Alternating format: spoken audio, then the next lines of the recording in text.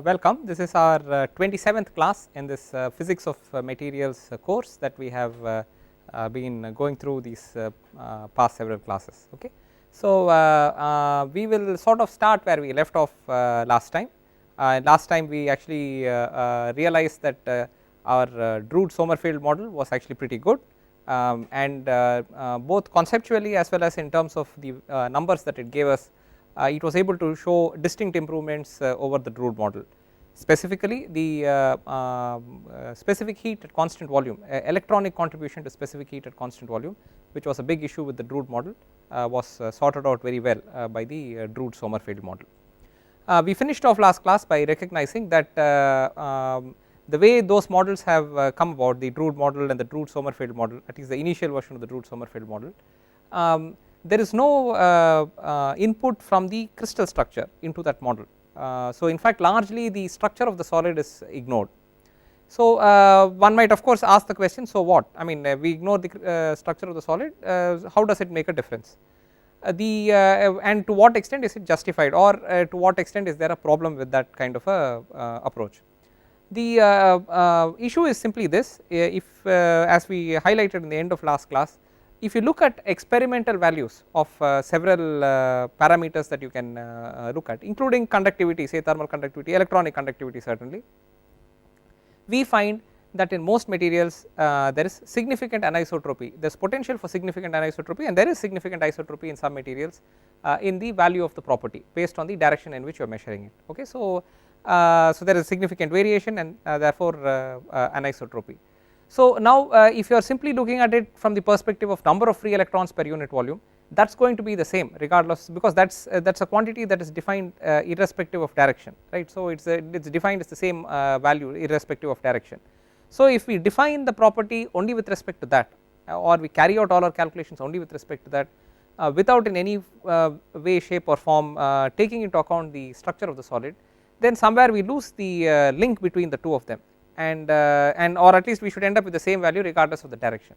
So, the only thing in the solid that represents strong directionality of the solid is its crystal structure. Okay. So, that is the first important point that we have to keep in mind.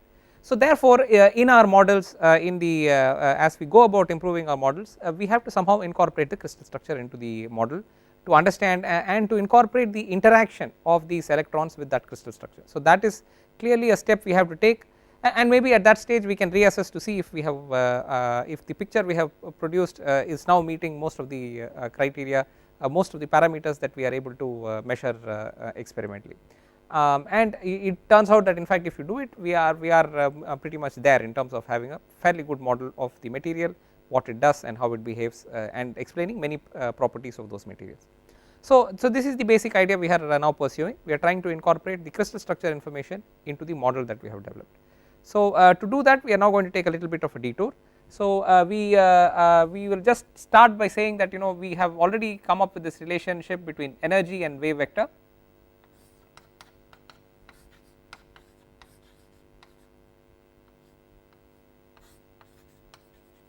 Where k is the wave vector and is equal to 2 pi by lambda. Okay. And in our context, this lambda here is the wavelength that we are associating, the de Broglie wavelength that we are associating with those electrons. Okay. So, that is where this lambda is coming from. It is not some arbitrary lambda that shows up from somewhere. So, it is a lambda that is associated with that particular entity within the material, namely the electron. So, we find already that we are talking in terms of a parameter that has the inverse of length as its dimensions. So, so that is something we will need to keep in mind. Okay. What we will we also recognize that I mean the crystal structure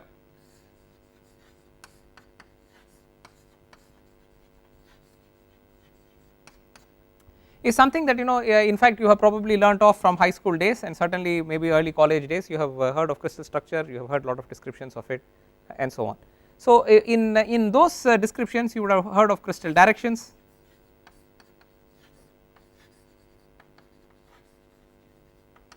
in other words axis, and crystal planes.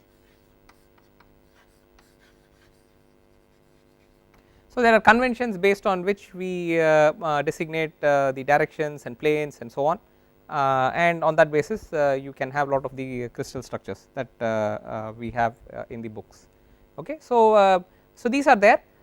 Normally these are in dimensions of length. We basically certainly crystal axis, when we unit vectors we say with respect to, so we define unit vectors.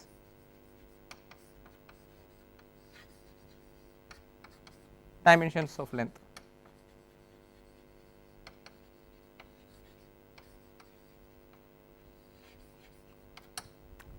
Okay, so this is how it is done. We write x, y, z coordinate system. We say, you know, and if you take a real crystal structure, you may have specific dimensions in the form of, say, of the order of say 2 angstroms. Interatomic spacing is of the order of 2 angstroms.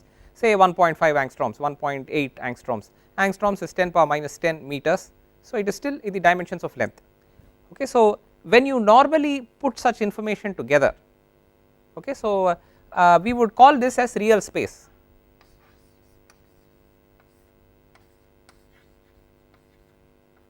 Okay, real space is what we are conventionally used to, where we write an xyz coordinate system, and within the framework of that xyz coordinate system we define dimensions, we define unit vectors, we define directions, we define the planes and spacing between planes and so on.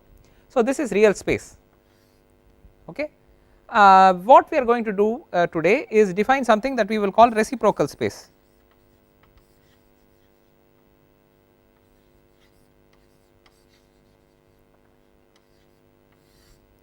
We will define something called reciprocal space, and we will begin to see some of its properties. Okay, reciprocal space in fact takes the basic approach here is that the same crystal structure information that you have here and many of its important key features can be represented in another format known as reciprocal space. Okay, so we are not actually changing anything in a fundamental sense, because you are still talking of the same material, you are still talking of the same I mean relationships between the planes between those materials, the atoms between those present within the materials and so on. So we are not fundamentally changing anything. All we are doing is we are representing the same information using a different set of a different framework, if you want to call it that. It is a different framework which is called reciprocal space. Here the dimensions of the vectors we will use will be 1 by length. Okay, so dimensions used will be 1 by length.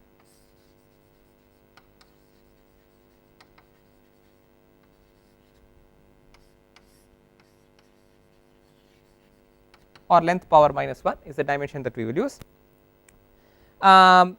In sort of a trivial sense, you can see that this can be related to our k vector, because k vector is already in the dimension of 1 by length.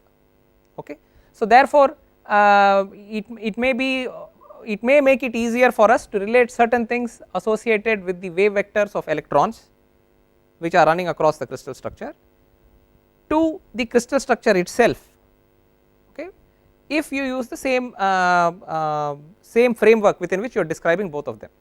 The framework here we are using is 1 by length, 1 by lambda. So it would help if we also defined the crystal structure in 1 by length dimensions.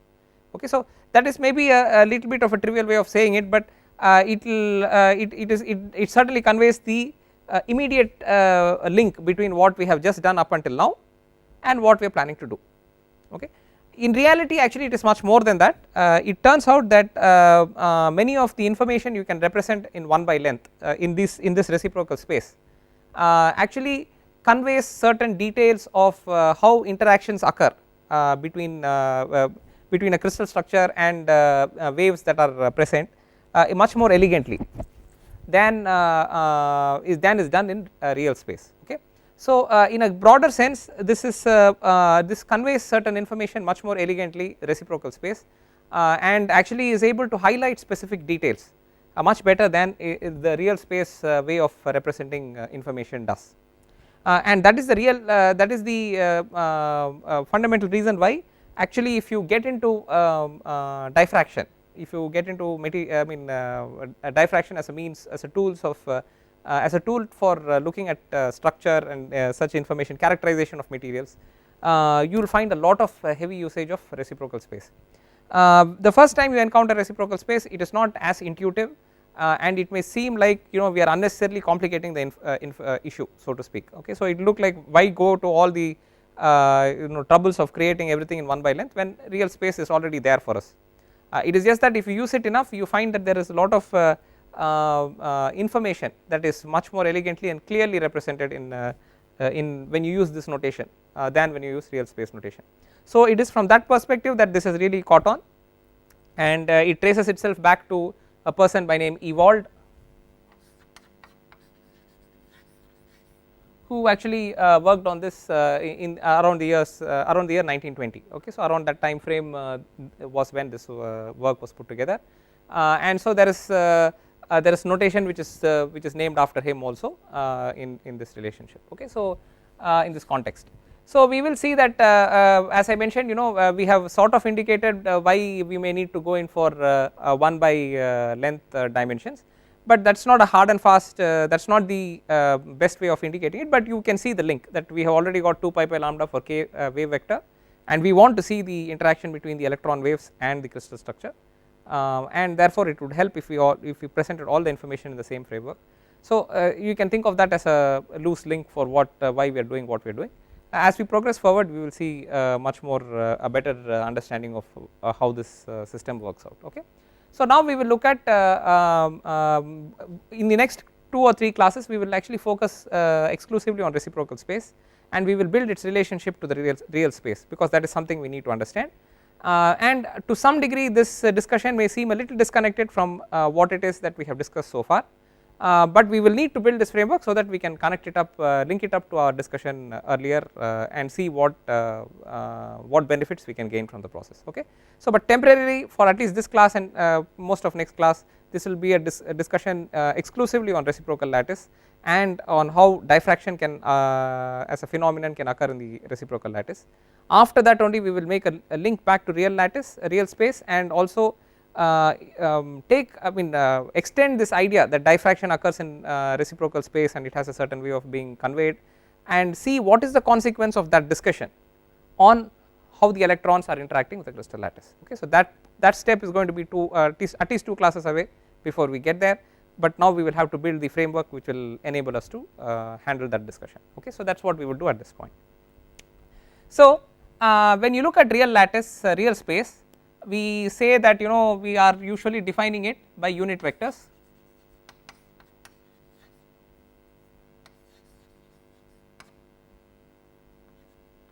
and typically we would use the notation A1, A2 and A3. Okay, so A1, A2 and A3 are unit vectors in real space.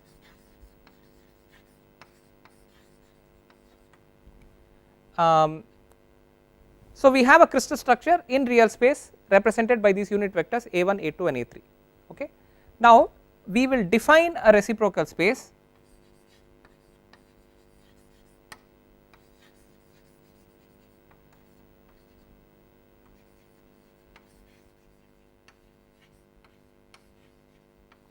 In other words, we will define a space, we will define a coordinate system. So we are just going to define it upfront.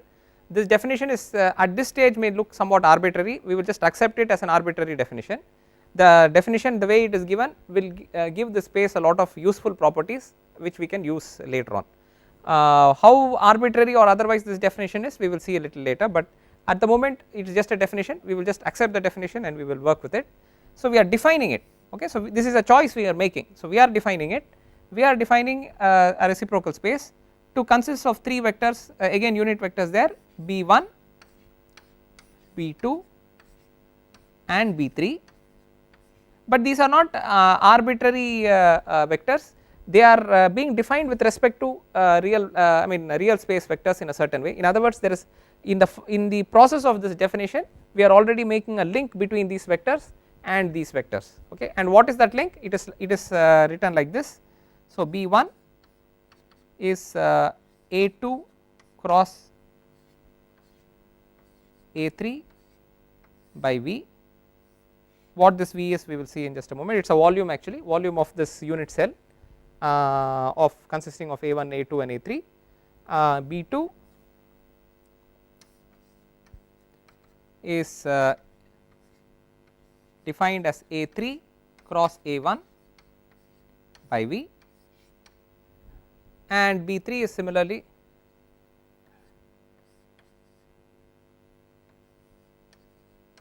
is A1 cross A2 by V. So, these are cross product, these are vector cross products. So, that is what they are. So, so these are all vector quantities, B1, B2 and B3 are vector quantities. So, they have magnitude as well as a direction. A1, A2, A3 are also vector quantities, they all also have magnitude and direction, and this is a cross product, and so it is defined that way. B1 is defined as A2 cross A3 by V, B2 is defined as A3 cross A1 by V, and B3 is defined as A1 cross A2 by V. Okay, so this is the way they are defined. By defining it like this, certain properties become certain properties arrive for I mean end up being available for B1, B2 and B3, which becomes convenient for our utilization later on. Okay. So, now we will see what immediately based on this definition itself, simply because we have defined it like this, what is the meaning of what is the consequence or what is the relationship between B1 and these reciprocal. So, these are called reciprocal lattice vectors. Okay, these are unit vectors in reciprocal space, they are also called reciprocal lattice vectors. These are real lattice vectors and this is real space. So, by simply using this definition, what is it that we have created as a relationship between what is the consequence in the relationship between B1, B2 and B3 with respect to what we have in real space. So, that is the first thing that we will examine.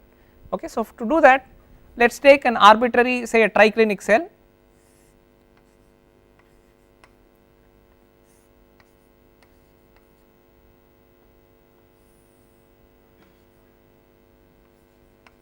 A triclinic cell is one where by definition the A1, A2 and A3 vectors need not have the same length. So, A1 need not be equal to A2, need not be equal to A3, and the angles between them, so alpha, beta and gamma, which are the three angles that exist in the system, need not be the same. Okay. So, that is the, so in that sense it's like a very general cell, we are really placing no restrictions on it. Now we are defining, we will write B3 again here.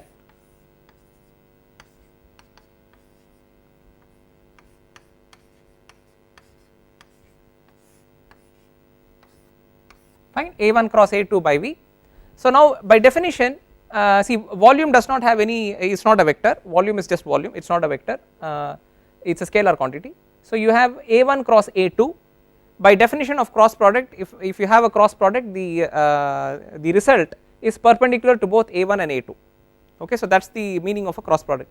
So, B3 therefore by definition is perpendicular to A1 and A2. So, on this scale if you want to draw B3, it would show up something like this, it will show up somewhere in this direction, it would be perpendicular to the plane being described by A1 and A2. Okay. So, the planes A1 and I mean the vectors A1 and A2 define a plane which we are now treating as the horizontal plane on this board sort of in this representation, and B3 would now appear in this direction perpendicular to A1 and A2. So, that is the definition by way of definition, but what about its actual magnitude? If you look at A1 cross A2, if you see the by the standard definition of A1 cross A2, that is the area of this parallelogram. Okay. So, if you write this as the origin, you write this as O, A, let us say this is B and let us say this is C. So, the area of this parallelogram OACB is what is being given by A1 cross A2. Okay. So, OACB area of parallel A1 cross A2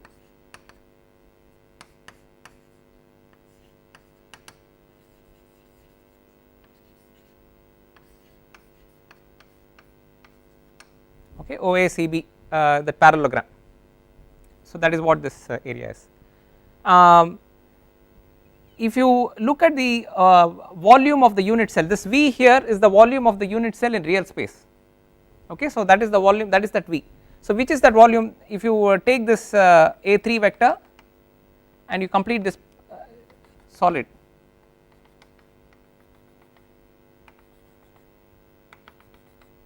okay. So, that solid,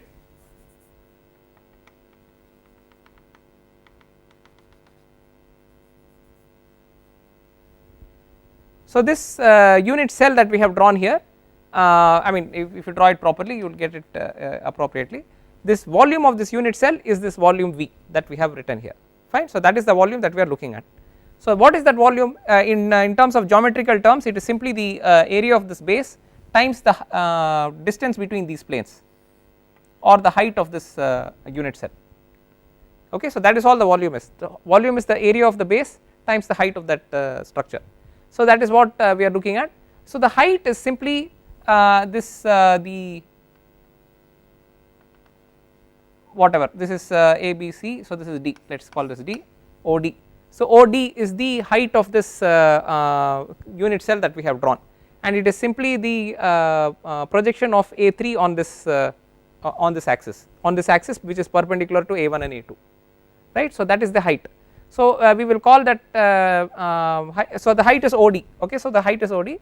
So therefore volume is the area of OACB into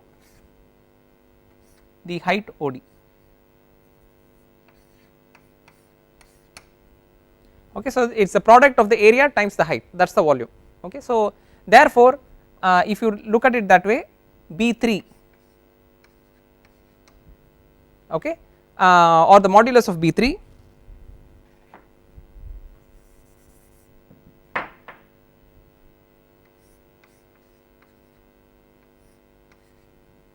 is area OACB by area OACB into OD. So that is what the modulus of B3 is. So these two will cancel out. So it is simply 1 by OD. So it is simply 1 by OD. Okay, so that is the magnitude of B3. So B3 is in this direction, and the magnitude of B3 is simply 1 by OD. What is 1 by OD? If you look at the conventional planes that we are looking at, if you look at the way we define planes, this is the 100 plane. Okay, so if you look at 100 plane, this is the D100 plane. It is the spacing between 100 planes. If you go back to your elementary crystallography, the 100 planes are defined this way, and then these or the 001 planes, D001, this is perpendicular to A3 axis. Okay, so D001, if you want to call it 001, it is the spacing between 001 planes. So spacing between 001 planes is what we have now looked at. So OD is the spacing between 001 planes. So D001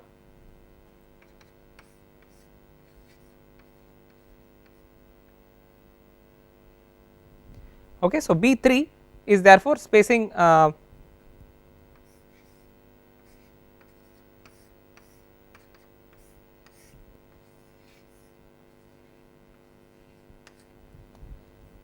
this is the standard notation for crystallography. So if you go and look up crystallography from your elementary crystallography, this is D001 is the spacing between 001 planes, and modulus of B3 is simply 1 by D001. Okay, so therefore we find, and by analogy, in fact if you extend this argument, the same thing would hold for the other ones too. B1 is 1 by D100, B2 is 1 by D010, and B3 which we just did is 1 by D001. So B1, B2 and B3 are inversely proportional to the spacing of those planes 100, 010 and 001 planes. So that is the by way of our definition we have created the situation. Okay, so it is not, it did not arbitrarily occur, since we defined it this way, this is the way it has occurred. Okay. Also if you look at the way we have defined it, we will also see that if you just take a product, say B3 cross A2 or B3 dot A2,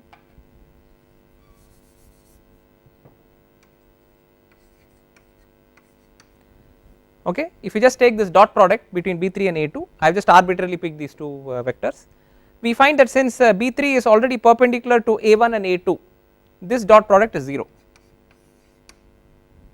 Okay, so by definition it will be, there will be a cos 90 degrees which shows up here, therefore this is 0. Similarly B3 dot A3 sorry A1 equals 0, because B3 is perpendicular to both A2 and A1 simply based on how we have defined it, that is all it is. Okay.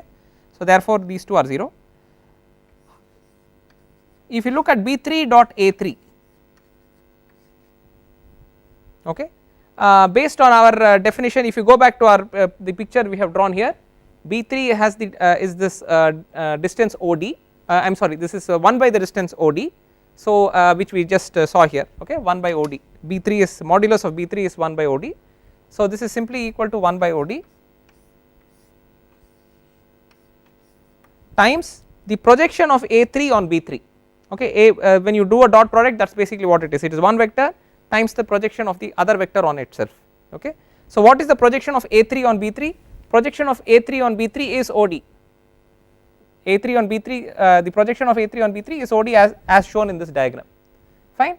So therefore the dot A3 that we are having in that dot product is simply works out to OD, so to speak. So this projection will become OD, okay, so therefore this is equal to 1. So we find the relationships between those vectors, the reciprocal lattice vectors and the real lattice vectors based on how we have defined those vectors, okay, based on how we have defined those vectors creates the situation where B3 dot A2 is 0, B3 dot A1 is 0 and B3 dot A3 is 1. So more generally, if you have Bi dot Aj, then this is equal to 0 when I not equal to j and is equal to 1 when I equal to j, okay. So that is the notation that we have, and that is the consequence of what the way in which we have defined these vectors, okay. Now we have already seen, if we have taken a specific case actually where we are saying that if you have a particular vector, so d B1 in this case is a particular vector, and we found that the way we have defined it, it works out to be perpendicular to the two vectors A2 and A3, and it is equal, in magnitude it is equal to 1 by the spacing D100, okay. In reciprocal lattice we can actually generalize this much more. We will generalize it as follows: we can write any vector Hk, H is the notation that is given for a reciprocal, a generic reciprocal lattice vector, okay. So where we it could be anything, so H is a general reciprocal lattice vector, we will give it subscripts Hkl, okay. So if this is a reciprocal lattice vector and the unit vectors in the reciprocal space are B1, B2 and B3, then this is simply equal to H B1 plus K B2 plus L B3. This is simply based on our definition and vectorial, standard vectorial notation. Standard vectorial notation, B1, B2, B3 are unit vectors, and H, K and L are the specific distances we are travelling along those unit vector directions, okay. So H, K, L is a vector in reciprocal space, and it is therefore equal to H B1 plus K B2 plus L B3. Those H, K, L are the amounts that we are travelling on those respective directions, okay. So that is what it is. We say that when we define, when reciprocal space is defined the way we have just defined it, then when you take a general vector H, K, L, okay, in the reciprocal space, we can, there are some relationships it has to real space vectors and dimensions in real space, just the way B1, B2, B3 themselves have relationships to the A1, A2 and A3, okay. We just saw relationship between B1, B2, B3 and A1, A2, A3. Similarly, there is a very general relationship between any HKL vector in reciprocal space and certain quantities in real space. What is that relationship? It is basically that HKL is perpendicular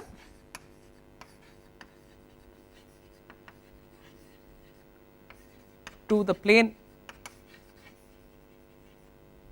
which has the Miller indices HKL,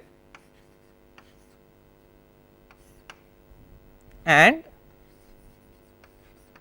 modulus of HKL is equal to 1 by DHKL. Please note in both these cases we are relating something in reciprocal space to something in real space. This is not complicated because we just did that already when we looked at A1, A2, A3 and B1, B2, B3, and we made relationships between them when I said that B1 is 1 by D 100, B2 is 1 by D 010 and B3 is 1 by D 001. There B3 is a reciprocal lattice quantity and D001 is a real lattice quantity. We found that simply because of the way we have defined it, when in our definition itself we have linked real space and reciprocal space. So they are not arbitrary quantities, okay, so they are already linked by definition. Therefore some quantity in real space can relate to something in reciprocal space within the framework of that definition. So that is basically all we are doing here. This is a reciprocal lattice vector and it is found that it is perpendicular to a plane in the real lattice which has the Miller indices h, k and l, and the modulus of this reciprocal lattice vector is 1 by d h k l. These are properties that the reciprocal or in other words 1 by the spacing of h k l planes. So these are two properties that any vector in the reciprocal space has as a result of the definition of the reciprocal lattice, okay. So right now I have just stated it. In the next few minutes we will prove these two. Once we prove these two, we have a good understanding of what holds in reciprocal space and how it relates to real space, and later we can use those two, okay. So we will now try attempt to prove this. So to do that, let us actually draw a general plane in the real space. So we will say that we have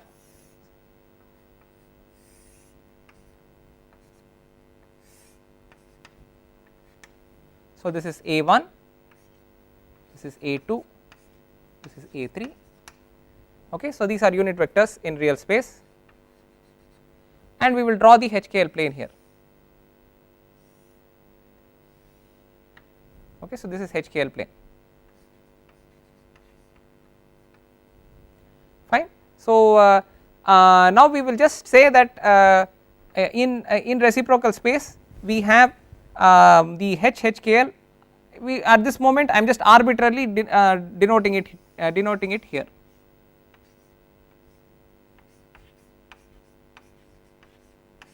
This is an arbitrary denotion at the I have arbitrarily denoted it this way. I have indicated it here in this figure this way, simply for sake of convenience to show it in the same figure. What relationship it actually has to HKL is not forced upon it simply because of how I have drawn it. We will show that in fact it does have some appropriate relationship. So that relationship we will just see, we are actually going to prove it. Now by definition of HKL plane, its intercepts along A1, A2 and A3 are simply A1 by H, A2 by K and A3 by L. So these are the intercepts, okay, only because the plane HKL happens to intercept A1, A2 and A3 at those locations such that its intercepts are at A1 by H, A2 by K and A3 by L. That is the reason why we even call it the HKL plane, okay. So therefore if you see if you take this vector here, this vector here is A1 by H, this is A1 by H is this vector, that is why you get this H notation in the HKL plane, okay. Similarly this vector here will be A2 by K, that is why you will get the K notation. This vector here from here to here is A3 by L, that is why you get that L in the HKL, okay. So this is A1 by H. I will also name this locations where this plane intercepts A1, A2 and A3 as A, B and C, okay. So OA is A1 by H and OB, so this is the origin O, okay, OA, OB and OC. So OA is A1 by H, OB is A2 by K, fine. So this is what we have. So simply by vectorial notation, if you write OA plus AB, you should get OB, right. So OA simply because of standard vectorial notation, OA, so these are vectors by the way, OA plus AB should equal OB. That is easy to see. If you go from here to here and then you go from here to here, it is the same as going from here to here, that is all it is. OA plus AB is OB. So this is what we have. SA to go K. So now that we know these are the vectors, we can replace them. OA is A1 by H and OB is A2 by K. So therefore A1 by H plus AB, vector AB should equal A2 by K. Fine. So this is what we have. We can rearrange this a little bit. So we wrote A1 by H plus AB equals A2 by K. Rearranging this, we get AB is A2 by K plus minus A1 by H. So we now have in terms of the A1 A2 vectors, we have the vector AB given to us in terms of the unit vectors A1 and A2, which we have already defined for a real space. We already said that if you take a vector HHKL, we are defining it based on this notation as HB1 plus KB2 plus LB3. So the H, K and L are simply integers. Okay, so this is some vector in reciprocal space. So H, K and L are just integers. So as long as they are just integers, you can use them in whichever space you wish. They are just integers. B1, B2 and B3 are reciprocal lattice vectors. Therefore HB1 plus KB2 plus LB3 is now a reciprocal lattice vector. Whereas when you use the H, K and L, which are just integers in the real space, A2 by K and A1 by H, if you take this difference, which is AB, it is a real lattice vector, because these are just integers which you are using in the real space. Okay, but they are the same integers at this time. We have the same H, K and L being used in two different places. The HKL plane is this results in this relationship, and the same HKL values we have now used for this definition, although we have got no significance for it yet. They are just same, we are enforcing the same HKL in this definition for HHKL. So if you now take a dot product of HHKL and AB, what will you get? So if you do HHKL dot AB, okay, so we have B1 here, HB1, okay. We already saw that if you have AI dot Bj,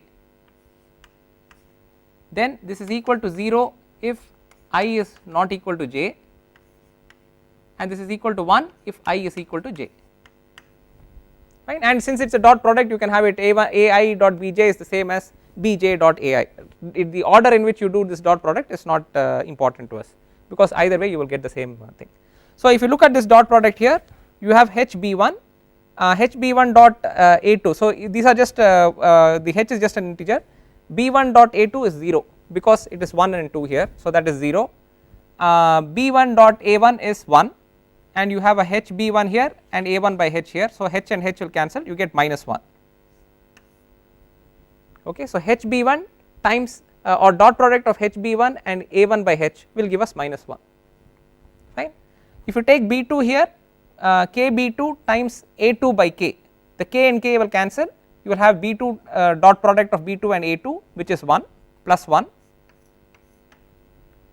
and this B2 dot A1 is going to be 0 because it is a subscript 2 and that is a subscript 1, we already saw that by definition, so that is a plus 0, so that term will become 0. And then B3 dot A2 is going to be 0, B3 dot A1 is going to be 0, so this term does not contribute in any way, it becomes all 0, so this becomes 0.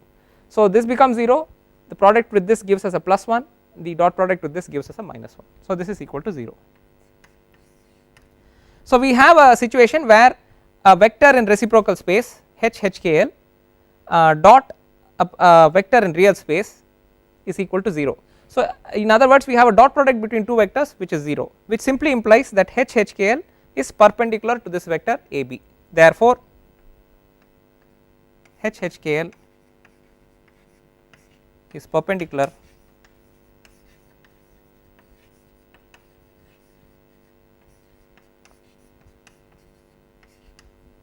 okay. So if you go back to our figure, it means that this HHKL is perpendicular to this AB, okay. So this AB is there, the way this HHKL is defined, it is perpendicular to AB. Using exactly the same derivation that we have done, instead of we started with this location being A1 by H and this being A2 by K, we can do the same thing with A2 by K and A3 by L, okay, in which case we will find that HHKL will become perpendicular to BC. Similarly, we can also do it with A3 by L and A1 by H, and exactly the same calculations we will do, we will find that HHKL is perpendicular to AC. So we find that HHKL is perpendicular to AB, it is perpendicular to BC, and it is perpendicular to CA based on the same derivation that we have done. You simply have to select the other two axes, you will come to the exact same conclusion. The same mathematics will work out in exactly the same way. We will find that HHKL is perpendicular, the vector HHKL is perpendicular to the vectors AB, BC and CA. Therefore, and since all of these three are forming a plane, if it is perpendicular to any two, in fact even if it is perpendicular to just two, it is certainly perpendicular to two, and it is also perpendicular to all three. If it is perpendicular to them, it is therefore perpendicular to the plane defined by A, B and C, okay. Therefore, HHKL is perpendicular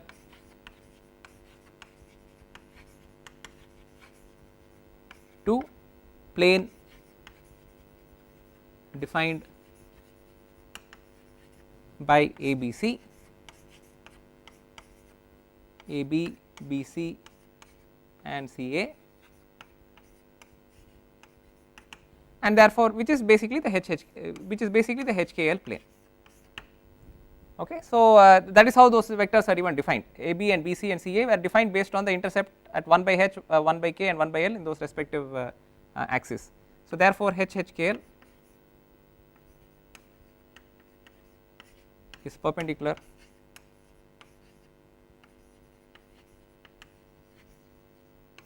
to HKL. So any so again we are relating something in reciprocal space, a vector in reciprocal space, to a plane in real space, okay. And again all these relations are coming about simply because our original definitions related a reciprocal lattice vector to real lattice vectors. So that relationship was already there. Within the framework of this relationship, we are finding other relationships that hold. So we find that any HHKL plane which is therefore defined as HB1 plus KB2 plus LB3, where B1, B2 and B3 are the unit vectors in reciprocal lattice reciprocal space. Those HHKL vectors will automatically be perpendicular to the HKL planes in the real space, okay. So this is already we have seen this, so we have just shown this, okay. So the other thing we would like to see is what is the value of modulus of HHKL and how does this relate to the spacing of between the HKL planes. We will in fact see that this is equal to 1 by d HKL, okay. So this is what we are just about to we are going to look at. We will come back to this figure. Let us say that a unit vector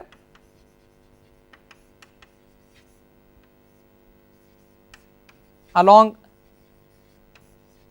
HHKL, okay. So we will let us first define a unit vector along HHKL, that is simply HHKL by modulus of HKL of HHKL, right. That is the definition of a unit vector along HHKL. We will just call this say n cap, okay. Now when you say a HKL plane is defined the way we have just drawn it, okay. So when we say this, we mean that that there is a similar plane like it at the origin, then there is one at this location, then there is one similarly spaced next to it, and so on. That is the way we define a family of a set of planes. When you say a HKL plane, it is not just a single plane, I mean it is that set of planes that are parallelly there. We take the one closest to the origin and then take the intercepts of it, and that is how we come up with HKL. So there are planes correspondingly around.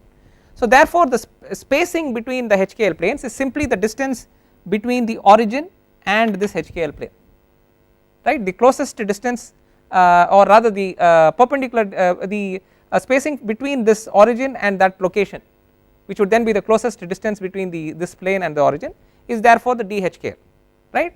So now we have basically seen that at that point the line drawn from the origin which goes closest to this plane will then go perpendicular to that plane, alright. So that is how you will get the location. So therefore if you look at the distance between the plane and the origin, we basically see that we can write that by saying HHKL or n cap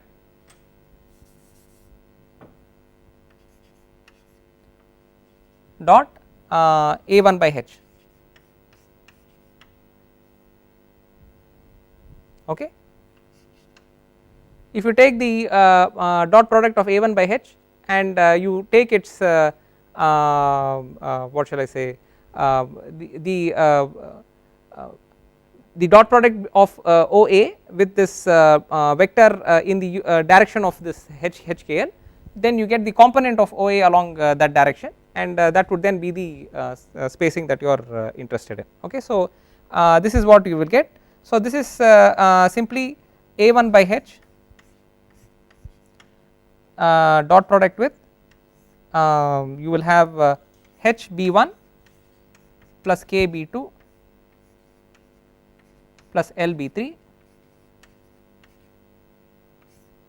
divided by the modulus of HHKL,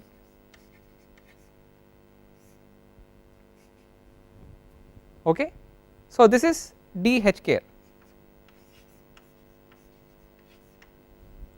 right. So DHKL is now defined this way. D between those planes is such that if you take the component of any of those intercepts along the perpendicular to that plane, okay. So that perpendicular is now going through that origin.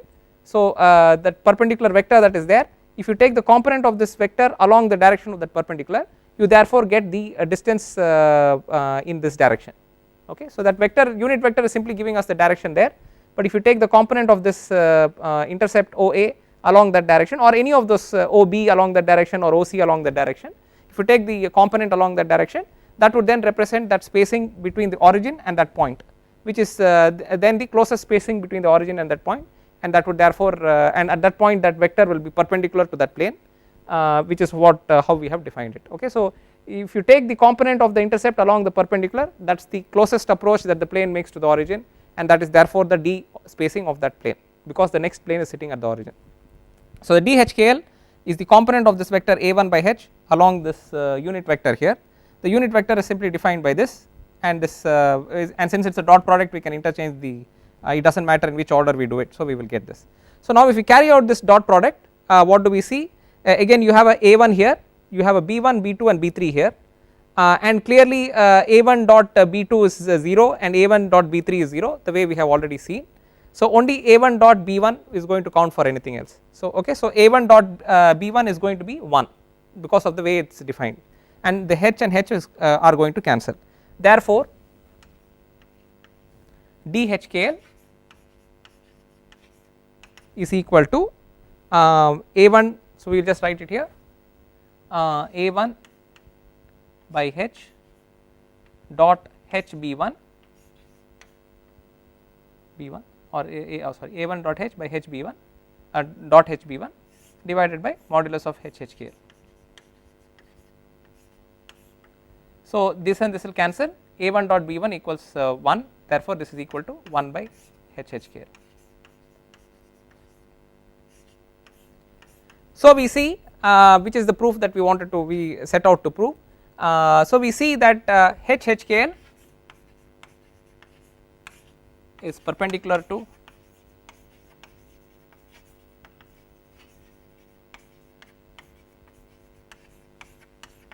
and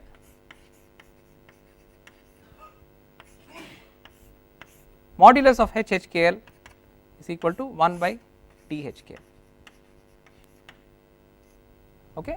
So what we have seen is we started off this class by saying that we need a notation which is this reciprocal lattice notation, because it will help us understand the interaction between the wave vectors corresponding to the electrons and the crystal structure, which basically conveys to us the periodic structure that is present between all the components that are present, all the atomic components that are present within the lattice, so to speak, the material that we have. So in that context we found we indicated that that basically we might need to develop something in this reciprocal lattice notation, and it is that notation that will help us capture this interaction between the wave vectors and the periodic crystal structure. So in that context we defined reciprocal lattice to be consisting of B1, B2 and B3 with specific relationships to the real lattice vectors A1, A2 and A3. On the strength of that relationship we found that, on the strength of the definition we found that already B1, B2 and B3 had specific relations to A1, A2 and A3, which then translated to a general reciprocal lattice vector HKL having specific relationships to the plane HKL in real space. The relationships are that the vector HKL is perpendicular to the plane HKL, reciprocal lattice vector perpendicular to a plane in real lattice, and the modulus of the reciprocal lattice vector is 1 by the spacing between those HKL planes. Okay, so this is the framework of our reciprocal space. We have already seen some important relationships here. In the next class we will see how diffraction, which is the interaction of waves with the periodic crystal structure, how that diffraction phenomenon can be represented in the reciprocal lattice notation. When we understand that, we will then be able to take it forward and see what happens when you have electron waves travelling through a crystal structure which has a periodic structure associated with it, and therefore we will see how all of this material that we are currently discussing will enable us to have better insights into how the material functions and how its properties evolve because of the structure there present within the material and the fact that these electrons are travelling through that structure with a wave like phenomena behavior. Okay. So with that we will halt for this class. We will pick it up in the next class with some more discussion on reciprocal space before we take its utility and extract more information. Thank you.